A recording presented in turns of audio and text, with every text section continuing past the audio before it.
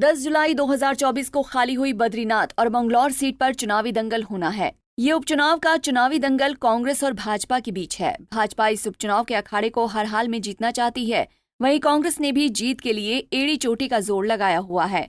जिन दो सीटों पर बद्रीनाथ और मंगलौर सीट पर उपचुनाव होना है, इन दोनों सीटों पर 2022 के विधानसभा चुनाव में बीजेपी को करारी हार मिली थी। ऐसे में इस बार बीजेपी के लिए इन दोनों सीटों पर कमल खिलाना आसान नहीं होने वाला है। बद्रीनाथ सीट पर फंस सकती है बीजेपी। बद्रीनाथ सीट पर हमेशा से ही कांग्रेस और बीजेपी के बीच टक्कर रही है। इस सीट पर 2002 से लेकर 2022 तक कुल 5 बार चुनाव हुए हैं, जिनमें 3 बार कांग्रेस को जीत मिली, वहीं 2 बार ये सीट बीजेपी के खाते में गई। यानी बद्रीनाथ सीट पर कांग्रेस का जीत का स्ट्राइक रेट बीजेपी से ज्यादा है। इस उपचुनाव में बद्रीनाथ सीट से एक ही ब्लॉक से 3 प्रत्याशी चुनावी मैदान में हैं। भाजपा प्रत्याशी राजेंद्र भंडारी, कांग्रेस उम्मीदवार लखपत बुटोला और निर्दलीय प्रत्याशी नवल खली एक ही ब्लॉक पोखरी से हैं।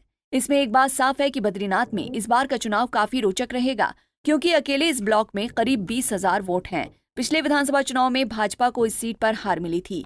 ऐसे में इस उपचुनाव में बीजेपी के लिए कमल खिलाना आसान नहीं होने वाला है। क्या हाजी काजी के गढ़ में बीजेपी पहली बार खिला पाएगी कमल? मंगलौर में भी 2022 के विधानसभा चुनाव में बीजेपी को हार मिली थी।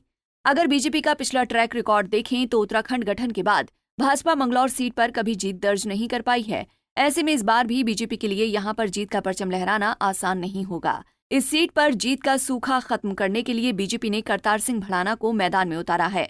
वहीं कांग्रेस ने काजी निजामुद्दीन पर दांव खेला है।